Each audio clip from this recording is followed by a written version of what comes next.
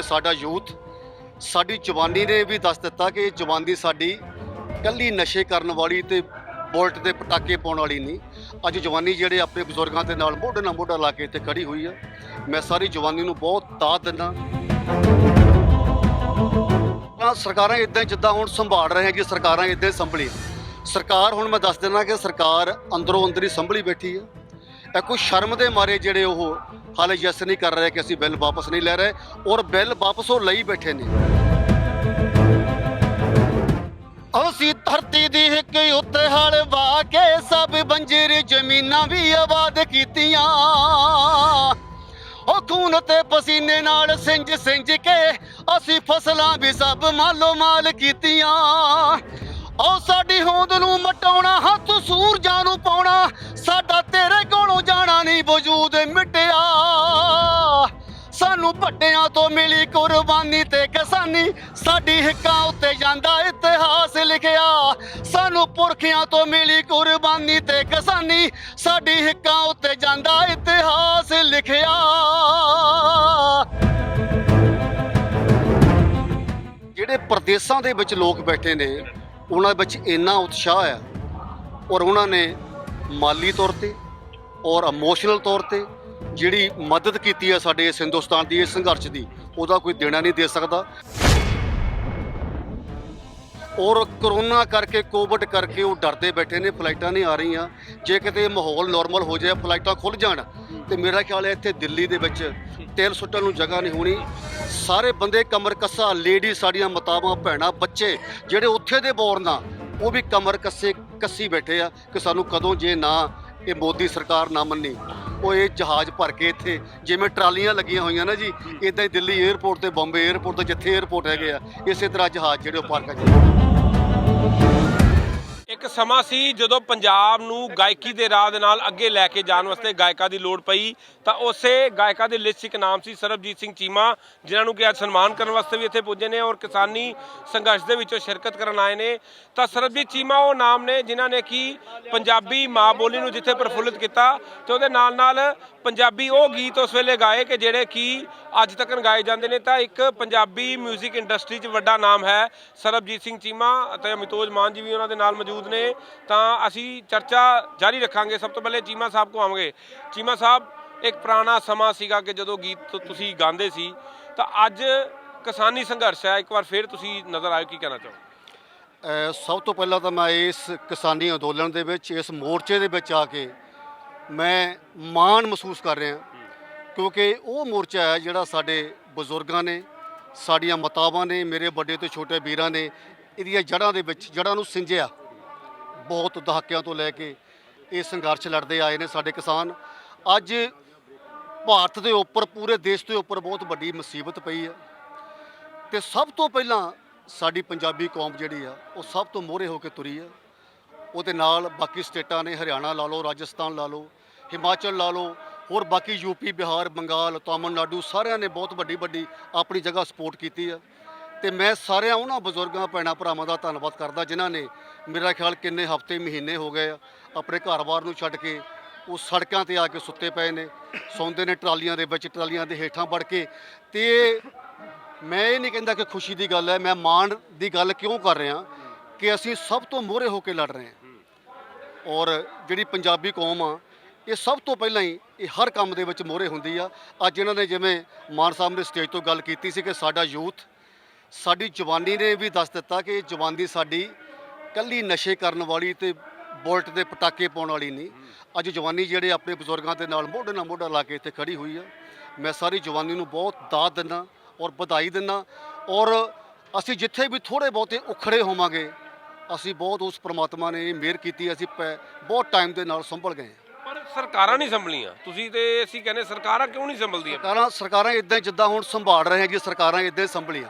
ਸਰਕਾਰ ਹੁਣ ਮੈਂ ਦੱਸ ਦਿੰਦਾ ਕਿ ਸਰਕਾਰ ਅੰਦਰੋਂ ਅੰਦਰ ਹੀ ਸੰਭਲੀ ਬੈਠੀ ਹੈ। ਕੋਈ ਸ਼ਰਮ ਦੇ ਮਾਰੇ ਜਿਹੜੇ ਉਹ ਹਾਲੇ ਯੈਸ ਨਹੀਂ ਕਰ ਰਹੇ ਕਿ ਅਸੀਂ ਬਿੱਲ ਵਾਪਸ ਨਹੀਂ ਲੈ ਰਹੇ ਔਰ ਬਿੱਲ ਵਾਪਸ ਉਹ ਲਈ ਬੈਠੇ ਨੇ ਸੋਚੀ ਬੈਠੇ ਆ। ਪਰ ਨੁਕਸਾਨ ਜਿਹੜਾ ਹੋਈ ਜਾ ਰਿਹਾ ਔਰ ਮੈਂ ਦੁਆ ਕਰਦਾ ਕਿ ਪ੍ਰਮਾਤਮਾ ਇਹ ਸਾਡੇ ਜਿੰਨੇ ਵੀ ਇਸ ਸੰਘਰਸ਼ ਵਿੱਚ ਪੂਰਾ ਹਿੰਦੁਸਤਾਨ ਖੜਾ ਇਸ ਨੁਕਸਾਨ ਤੋਂ ਬਚਾਵੇ ਸਾਨੂੰ ਔਰ ਇਹਨਾਂ ਦੀ ਚੜ੍ਹਤ ਇਹਨਾਂ ਦੀ ਕਾਮਯਾਬੀ ਦੀ ਮੈਂ ਕਾਮਨਾ ਕਰਦਾ ਕਿ ਜਿਹੜੇ ਕਿਸਾਨ ਆ ਇੱਕ ਦਿਨ ਕਾਮਯਾਬੀ ਲੈ ਕੇ ਜਿੱਤ ਪ੍ਰਾਪਤ ਕਰਕੇ ਆਪਣੇ ਘਰਾਂ ਨੂੰ ਜਾਣ। ਅਸੀਂ ਵੇਖਦੇ ਹਾਂ ਕਿ ਜਦੋਂ ਕਿ ਇੱਥੇ ਰਾਤ ਨੂੰ ਸੌਂਦੇ ਨੇ ਜਾਂ ਇੱਕ ਮੁਸ਼ਕਿਲ ਹਾਲਾਤ 'ਚ ਜੀਂਦੇ ਨੇ ਤਾਂ ਦੇਸ਼ ਵਿਦੇਸ਼ ਤੋਂ ਲੋਕ ਆ ਰਹੇ। ਤੁਸੀਂ ਵੀ ਕਿਤੋਂ ਵੀ ਸੀ, ਤੁਹਾਡੇ ਮਨ 'ਚ ਵੀ ਆ ਕੇ ਆਉਣਾ ਹੋਇਆ ਹਰ ਕਿਸੇ ਦਾ, ਚਾਹੇ ਕੋਈ ਬਜ਼ੁਰਗ, ਅੱਜ ਅਸੀਂ ਕਿਤੇ 90 ਸਾਲ ਦਾ ਬਜ਼ੁਰਗ ਵੀ ਜਿਹੜਾ ਕਹਿੰਦਾ ਕਿ ਮੈਂ ਇੱਥੇ ਆ ਰਿਹਾ, ਪਰ ਸਰਕਾਰਾਂ ਨੂੰ ਚੀਜ਼ਾਂ ਨਜ਼ਰ ਨਹੀਂ ਆਉਂਦੀਆਂ ਕਿ ਕਾਰਨ ਕੀ ਹੈ ਕਿ ਉੱਥੇ ਕੋਈ ਸ਼ੀਟ ਐਸੀ ਲੱਗੀ ਕਿ ਜਿਨ੍ਹਾਂ ਕੋਲ ਨਜ਼ਰ ਨਹੀਂ ਆ ਰਹੇ।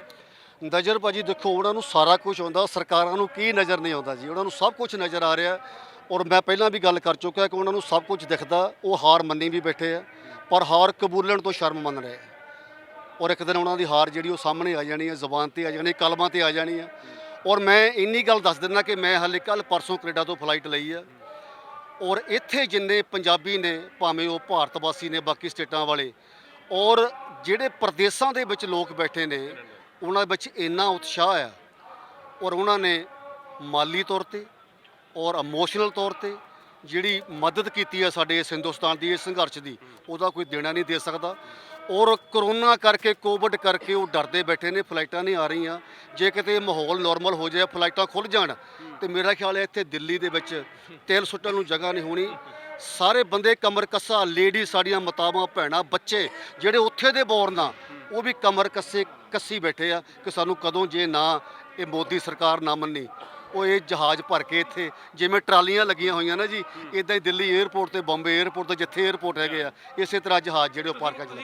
ਕੈਨੇਡਾ ਦੇ ਕਿੱਦਾਂ ਦੇ ਲੋਕ ਸੋਚਦੇ ਆ ਸੰਘਰਸ਼ ਬਾਰੇ? ਕਿਉਂਕਿ ਅਸੀਂ ਲੋਕ ਤੇ ਚਲੋ ਇਨਸਾਨੀਅਤ ਦੇ ਨਾਲ ਜੁੜੇ ਆ, ਕਿਉਂਕਿ ਪੰਜਾਬ ਦੀ ਆਪਸੀ ਭਾਈਚਾਰਕ ਸਾਂਝ ਦੀ ਗੱਲ ਹਮੇਸ਼ਾ ਪੰਜਾਬ ਵੱਲੋਂ ਕੀਤੀ ਗਈ, ਤਾਂ ਕੈਨੇਡਾ 'ਚ ਕਿੱਦਾਂ ਦਾ ਹਾਲਾਤ ਹੈ, ਉੱਥੇ ਲੋਕ ਕਿੱਦਾਂ ਪ੍ਰੋਟੈਸਟ ਕਰ ਰਹੇ ਨੇ? ਕੈਨੇਡਾ ਭਾਜੀ, ਜਿਸ ਦਿਨ ਸਰੀ ਦੇ ਵਿੱਚ ਅਸੀਂ ਰਹਿੰਦੇ ਆ, ਸਰੀ ਦੇ ਨਾਲ ਲਿੰਗ ਲਈ ਆ, ਜਿੱਦਣ ਪਹਿਲਾ ਬੁਲਾਵਾ ਆਇਆ ਸਾਡੇ ਯੂਥ ਵੱਲੋਂ ਕਿ ਅਸੀਂ ਪ੍ਰੋਟੈਸਟ ਕਰਨਾ ਇੰਡੀਅਨ ਐਮਬੈਸੀ ਦੇ ਮੂਹਰੇ, ਉਹਨਾਂ ਨੇ ਭਾਜੀ ਐਕਸਪੈਕਟ ਕੀਤੀ ਸੀ ਕਿ 100 ਕਾਰ ਹੋਏਗੀ, ਬਹੁਤ ਜਲਦੀ ਬਸ ਸੱਦਾ ਆਇਆ।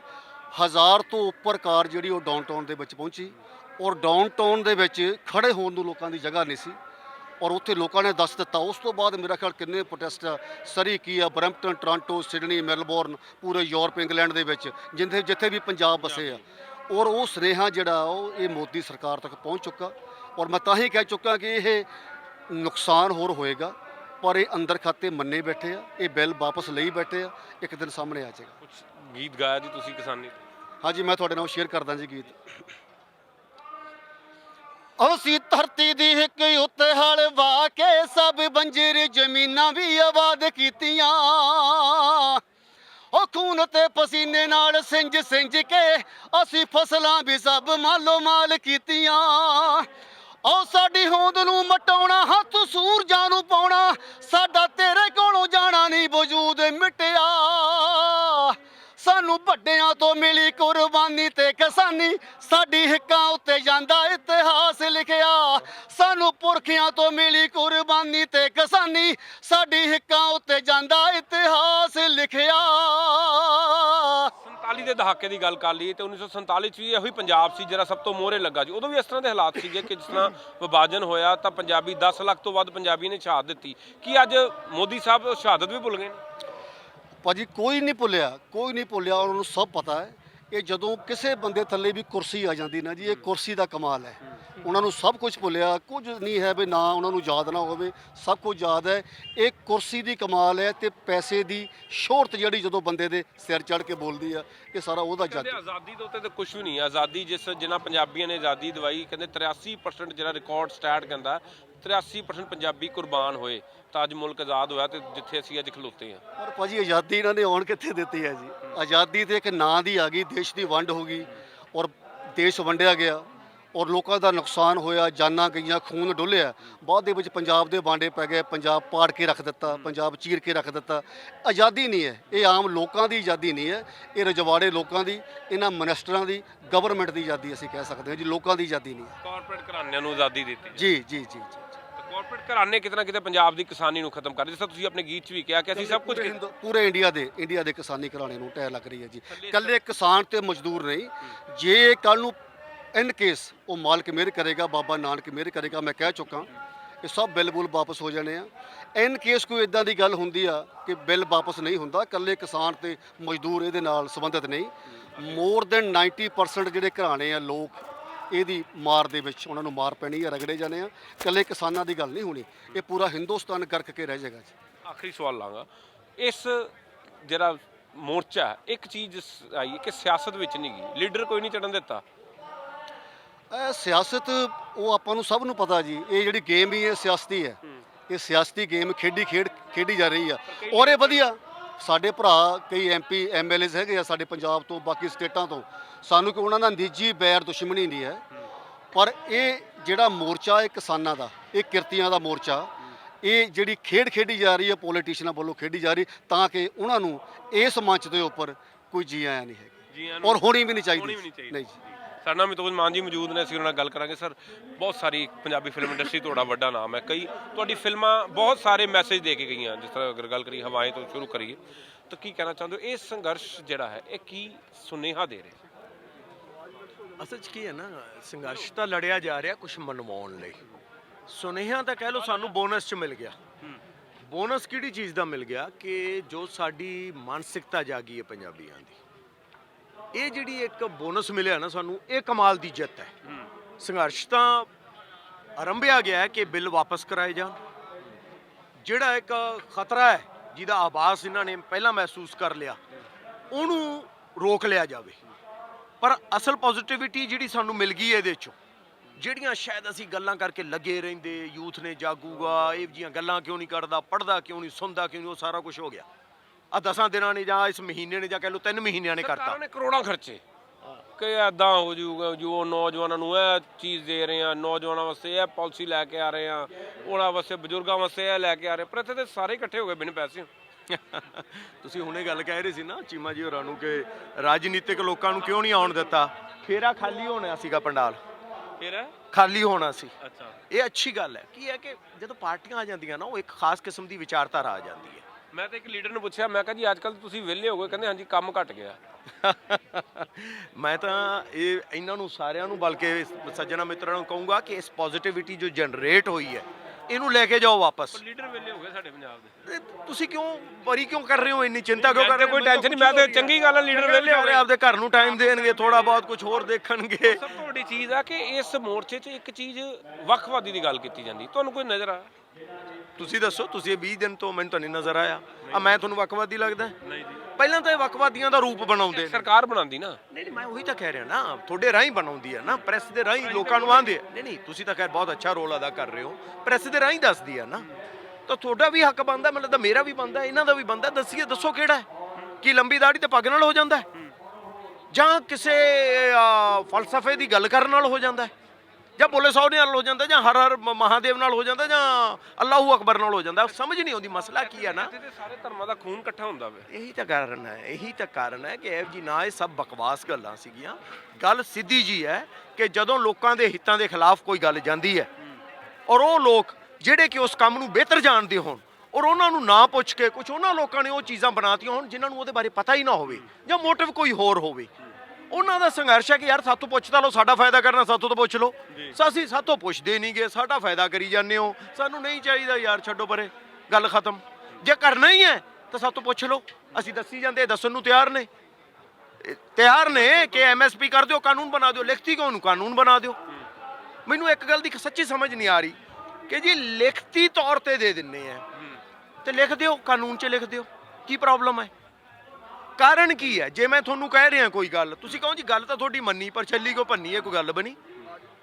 ਜਦੋਂ ਤੁਸੀਂ ਮੰਨ ਲਿਆ ਇਹ ਗੱਲ, ਲਿਖਤੇ ਦੇਣ ਨੂੰ ਤਿਆਰ ਹੈ, ਕਾਨੂੰਨ ਬਣਾ ਦਿਓ।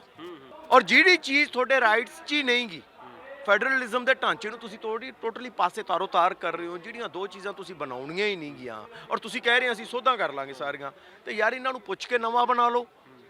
ਇਹ ਕੋਈ ਜ਼ਿੱਦ ਥੋੜੀ ਹੈ। ਉਹ ਇੱਕ ਜ਼ਿੱਦ ਇਹ ਹੈਗੀ ਆ ਕਿ ਬਿੱਲ ਚੰਗੇ ਨੇ, ਬਿੱਲ ਚੰਗੇ ਨੇ, ਬਿੱਲ ਚੰਗੇ। ਡੈਮੋਕ੍ਰੇਸੀ ਕੀ ਹੁੰਦੀ ਸਰ? ਮੰਨ ਜੋ ਜਾਂ ਮਨਾ ਲਓ।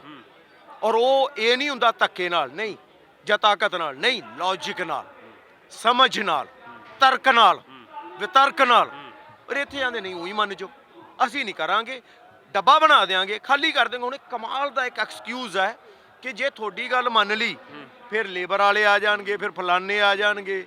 ਕੀ ਉਹਨਾਂ 'ਚ ਵੀ ਇੰਨੀਆਂ ਹੀ ਉਣਤਾਈਆਂ ਨੇ? ਕਿਉਂ ਇਸ ਗੱਲ ਦਾ ਬਹਾਨਾ ਕਿਉਂ ਬਣਾਉਣਾ? ਸੱਚੀ ਬਹੁਤ ਛੋਟੀ ਜੀ ਗੱਲ ਹੈ। ਆ ਜਿਹੜੀ ਸਾਡੀ ਪੋਜ਼ਿਟਿਵਿਟੀ ਜਨਰੇਟ ਹੋਈ ਹੈ, ਇਹ ਦੇਸ਼ ਨੂੰ ਹੋਰ ਅੱਗੇ ਵਧਾਉਣ ਲਈ, ਸਟੇਟ ਨੂੰ ਹੋਰ ਅੱਗੇ ਵਧਾਉਣ ਲਈ ਬੜੇ ਥਾਂ ਯੂਜ਼ ਹੋ ਸਕਦੀ ਹੈ। ਜਿਹੜੀ ਚੀਜ਼ ਤੁਸੀਂ ਐਕਸੈਪਟ ਕਰ ਚੁੱਕੇ ਹੋ, ਉਹਨੂੰ ਲਿਖ ਕੇ ਕਰੋ ਯਾਰ, ਖਤਮ ਕਰੋ। ਨਵਾਂ ਦੇਸ਼ ਦੀ ਕਰਾ ਉੱਠੀ। ਮੈਂ ਤੁਹਾਨੂੰ ਦੱਸਾਂ ਲੈ ਵੀ ਇਹ ਸਾਡੇ ਦੋਨੇ ਹੱਥ ਜਿੱਤ ਹੈ। ਕਿਹੜੀ ਉਹ ਬਿੱਲਾਂ ਵਾਲੀ ਜਿੱਤ ਆ, ਉਹ ਤਾਂ ਹੋਣੀ ਬਾਕੀ ਹੈ, ਬਟ ਆ ਜੋ ਜਾਗ ਗਈ ਆ ਮਾਨਸਿਕਤਾ, ਇਹ ਇੱਕ ਬਹੁਤ ਵੱਡੀ ਜਿੱਤ ਹੈ। ਔਰ ਇਹ ਜਾਗੀ ਹੋਈ ਮਾਨਸਿਕਤਾ ਯਾਦ ਰੱਖਿਓ ਜੇ, ਇਹਨੇ ਬੜਾ ਕੁਝ ਬਦਲਣਾ ਹੈ।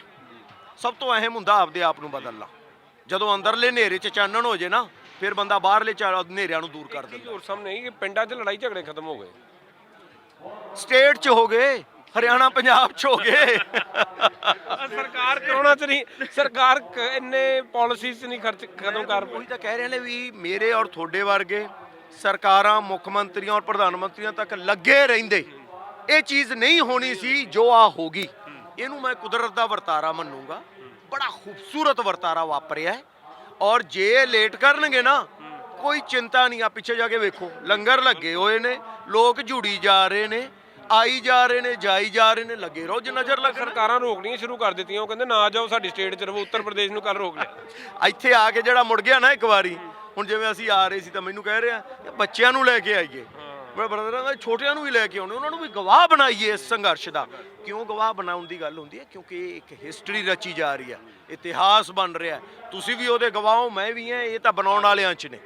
ਇਹ ਜਿਹੜਾ ਇਤਿਹਾਸ ਰਚਿਆ ਜਾ ਰਿਹਾ ਨਾ, ਇਹ ਇਕੱਲਾ ਇਹ ਨਹੀਂ ਕਿ ਇਹ ਜਿੱਤ ਹੈ, ਇਹਦੇ ਨਾਲ ਹੋਰ ਬੜੀਆਂ ਬਿਹਤਰੀਨ ਚੀਜ਼ਾਂ ਹੋਣਗੀਆਂ। ਤੁਸੀਂ ਵੇਖਿਓ ਜੇ ਜਾ ਕੇ ਪਿੰਡਾਂ ਦੇ ਨਕਸ਼ੇ ਬਦਲਣਗੇ, ਸਰਪੰਚ ਬਦਲਣਗੇ, ਐਮਐਲਏ ਬਦਲਣਗੇ, ਐਮਪੀ ਬਦਲਣਗੇ, ਸਰਕਾਰਾਂ ਦਾ ਚੱਲਣ ਦਾ ਤਰੀਕਾ ਬਦਲੂਗਾ। ਅੱਜ ਅਸੀਂ ਜਿਸ ਦੇਸ਼ 'ਚ ਖੜੇ ਆ ਨਾ, ਇਹਦੇ ਕੁਦਰਤੀ ਸੋਮੇ, ਇਹਦੀ ਜ਼ਮੀਨ, ਇਹਦਾ ਮੌਸਮ ਦੁਨੀਆ 'ਚ ਸਭ ਤੋਂ ਬਿਹਤਰ ਹੈ।